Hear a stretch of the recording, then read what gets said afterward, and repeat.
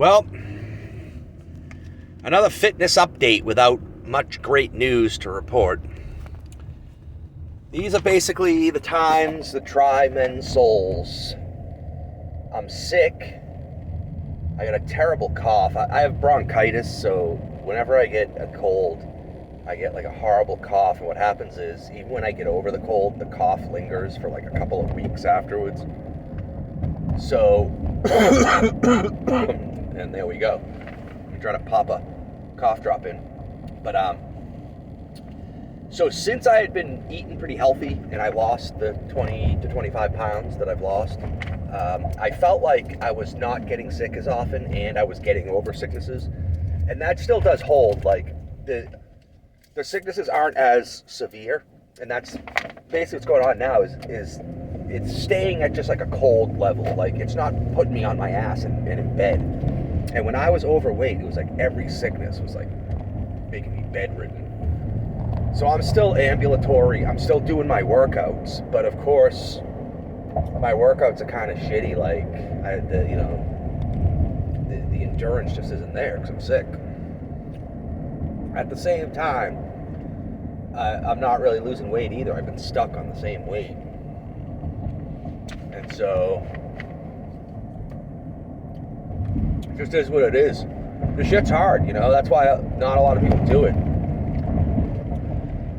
I've been struck by the fact that I've stalled out at like 239 because that's still pretty overweight, for my height. It's like, at my age, my new set point seems to be pretty heavy because, yes, I haven't gone into like starvation mode. I haven't gone into like a bodybuilder during prep week or something, living off rice cakes and tuna with no mayo, like Sam Sulek was during peak week. I haven't gone to that extreme. But based on the changes I have made, 239, 240 should still be easy money, just like it was when I was 260. Like 260, the shit just came off. Because in order to maintain that weight, you're having to take in all kinds of like calories. You're having to just eat like shit all the time, which is what I did and why I was able to beat 260, 265. And I thought that would hold true down into like 220 or something, I thought it would be easy going down to 220. But here we are at essentially 240, only halfway there. And the common sense changes I've made have pretty much stalled out, Like, if I'm going to restart this weight loss, I'm going to have to get like really extreme with it.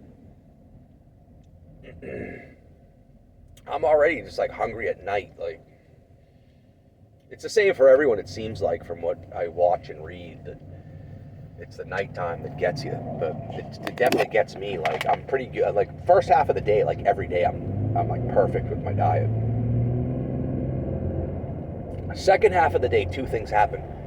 One is I have the one meal that I don't have programmed in, which that's another thing I'd have to change, maybe, to get this weight loss started again, is I don't program dinner. I just eat what my wife makes. Now, she doesn't make horrible things.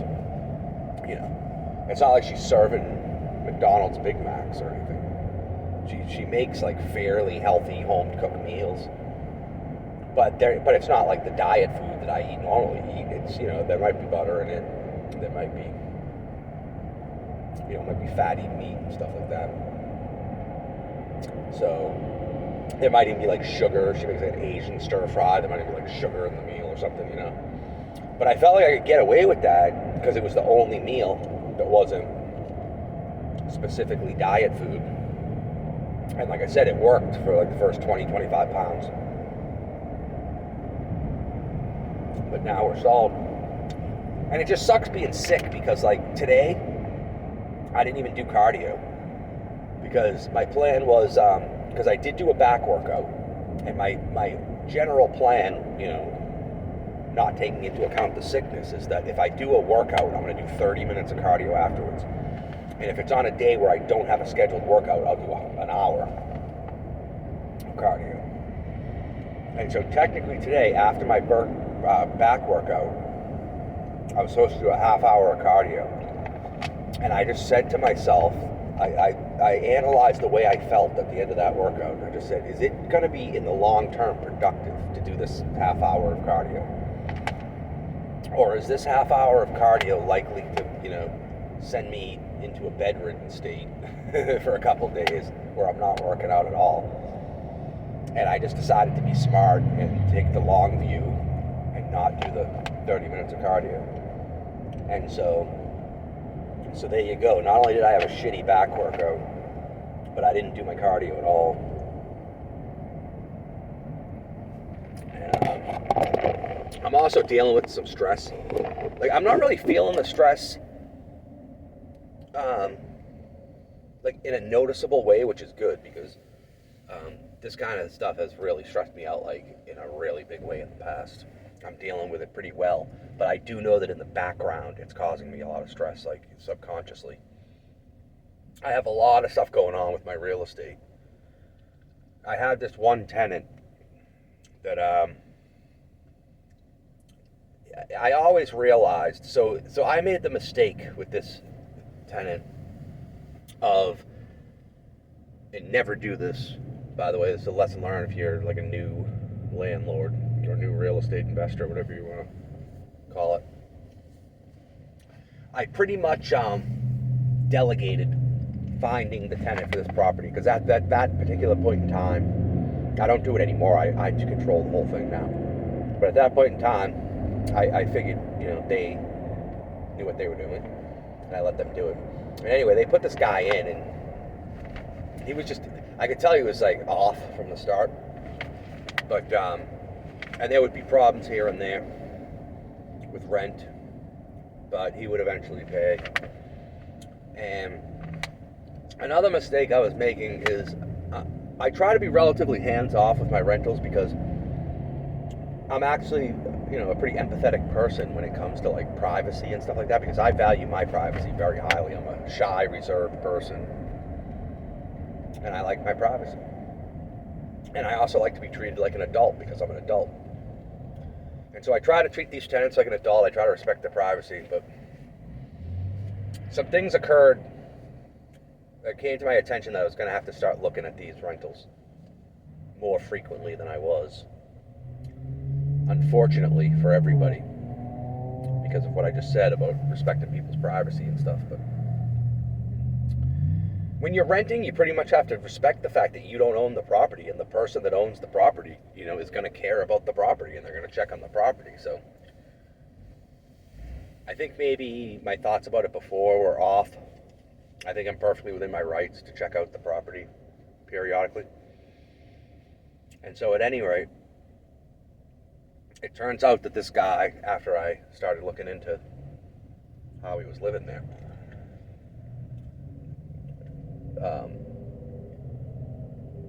how to even describe this? The diplomatic way to say the upkeep of the property was not to standard, but I mean, it was disgusting. These people really, never cleaned. I don't see how they ever cleaned the whole time they were there. The level of, filth and hoarding and so forth in this place was, the worst that you could imagine. It's about, if you try to imagine what's the worst somebody could live. And the thing that really pissed me off is that he had kids. I really thought about contacting Child Protective Services about it, but people advised me not to. They said it would just complicate getting rid of the guy. But I still now even don't feel completely good about it, because at this point now I've gotten him out. He's moved on to wherever he moved on to, but his kid is still dealing with this shit. And I don't like that one bit. Anyway, the place is a complete disaster. The guy left without even taking any of his stuff. The place is just full of trash. It's full of all of his stuff. The guy just couldn't even be bothered. The only thing I was happy about was I was 100% sure that because of this guy's mental illness, I was going to have to evict him. So I was going to have to spend $5,000 or whatever just to, on lawyers' fees just to evict him.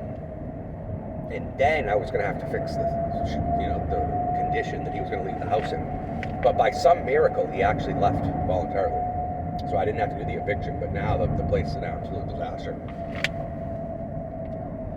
So the stress in that, that's clearly a negative event causing stress, but then there's even like positive events that are still somewhat stressful. I have another property, some land that I'm selling, and it's going to close in a couple of weeks here. And so then I'm trying to 1031 that into a commercial property. And so a lot of my time is being taken up with looking for a new property, like trying to come up with some creative ideas for how to acquire, a good asset. And there's even still some stress involved with the selling of the property because it's still under option. The option actually ends today at close of business. And the buyers were trying to renegotiate the deal at the last minute at the end of the option. I mean, we already agreed to a price, but they were trying to pull the whole, our due diligence has found that our project's going to be more expensive, so now we can't pay you as much.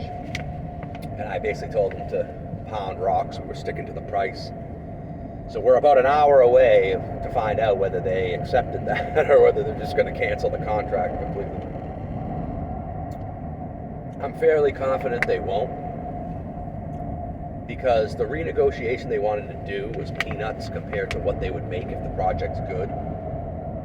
So if they have determined that the project's good, they're not going to back out over that amount of money. And if they determined the project's bad, they would have just backed out without even asking for this insignificant amount of money. But all that to say, I'm under a lot of stress. And I'm sick. and so like I said, these are times to try men's souls, I've actually had points where it's like I didn't even really want to go to the gym, that's a first. Also, I have kind of a gaming addiction. I have certain games that I try to avoid, but I like playing them, so I don't avoid. But then when I do start playing them, they start to take up too much of my time and thoughts. It's classic addiction. It's like, once I start playing this game, I want to do that, and I don't want to do anything that I need to do. I don't want to do my real estate. I don't want to go to the gym. And so the responsible thing would be just to not play it at all, which is what I've been doing for some time. But I actually have a YouTube channel that is semi-successful that revolves around gaming. It's a gaming channel. And so I have to play games to create content for the channel. And so I went on a stint of playing the game. And that has also eaten into my motivation to go to the gym and stuff. It hasn't stopped it though. I mean, I've been going to the gym. It's just I don't have the same passion for it because I'd rather do this addictive behavior than go to the gym. So that's something to monitor. If it gets to the point where I literally don't go to the gym because of it, then I gotta cut it. Gotta cut it off immediately. Because this fitness and going to the gym has made me feel fantastic.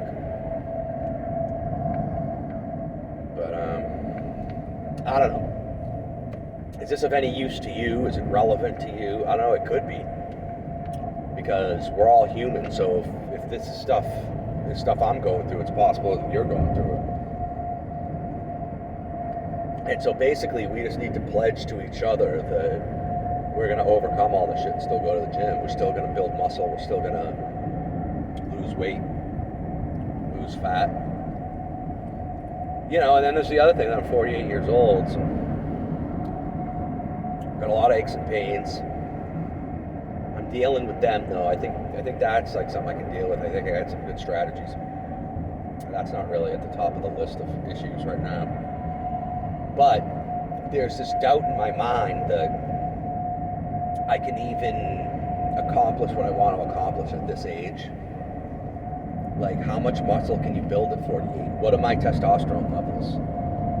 Do I even have enough testosterone right now to even build muscle? I don't know. I'm not against testosterone replacement therapy. I'm just against it for me right now. It's just not something I want to do right now. I just don't think, I think it's something you should only do if you really need it. I just don't think I really need it. I'm probably going to get myself tested when I'm 50. So like 2 years from now. Get myself tested. If they say I need it, maybe I'll start doing it. I'm not averse to it. I am averse to people using it as an excuse to basically abuse steroids. Because what they'll do is they'll say, oh, I'm just on TRT. But meanwhile, they're taking enough to put them at like 1,500 nanograms per deciliter, which is like you're on performance-enhancing drugs at that point. You're not using it to get back to a normal level. You're using it to get super physiological levels. So I'm not going to do that for sure. I'm only going to take it if I need to take it and to get it to a normal level. And I think at that it's permissible. But the reason why I don't want to take it is because I don't want to start taking it until I absolutely have to. Because once you start taking it, you pretty much have to take it. Like, why would you stop taking it? That wouldn't be good. You'd feel fucking terrible if you were on it for a while and then stopped it. And you know, so it's like a life commitment. It's an injection. And, you know, you're basically committing to do an injection like twice a week for the rest of your life. So it's a pretty big decision. I'm not going to do it until I really feel like it's, you know, warranted. And then also, I feel like I need to lose a certain amount of weight to even start it, because when I did go to a clinic and explore it a couple of years ago, an issue that was raised was my hematocrit. Like, my hematocrit's too high, and they said I was going to have to, like, give blood once a month just to be able to be on TRT. And something I'm kind of embarrassed about, but I have no problems with needles. Like, I can get vaccinations and shit like that all day long, but I have some kind of, like, heebie-jeebie thing about people sticking stuff in my veins and, like, draining my blood and stuff. I don't even like the normal just giving blood at your physical. And I've never given blood. Like, the idea of having them drain, like, an entire bag of blood out of me makes me, like, nauseous just thinking about it. I can't even imagine what it would be like if I actually did it. And so for them to tell me that I was going to have to give blood every single month to keep my hematocrit down, I'm like, well, that just decides it. I'm not. There's no way I'm doing this. So I think, like, your hematocrit is largely genetic. I don't know if there's a ton I can do about it, but I think it's also because of being overweight. So I think for me to even consider TRT, I would have to get down to a healthy weight first, which kind of sucks because TRT would help me get to a healthy weight a lot faster and easier. But it is what it is.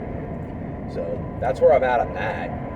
So in the absence of TRT, like, I worry about, like, am I just wasting my time? I mean, I'm 48.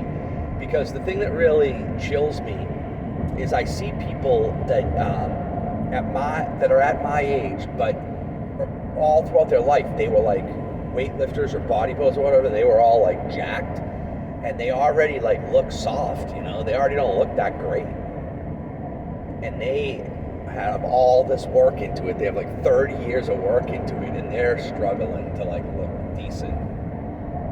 Now, the only thing I can hope for is that maybe a lot of that has to do with the fact that they were on drugs that whole time, and now they're off the drugs and they're suffering the consequences. But realistically, like, there's only so tight you're going to be able to look, no matter how good your diet is at my age. You have to keep it realistic. This is mostly just for health purposes that I'm doing this.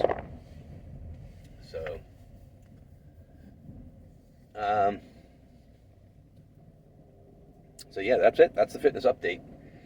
Not a great update, is it? But we're going to persevere, and we're going to look back on this video in a couple of months and be like, yeah, see, we had our trying times and we friggin' pushed through it, and now we're kicking ass again. That's the hope.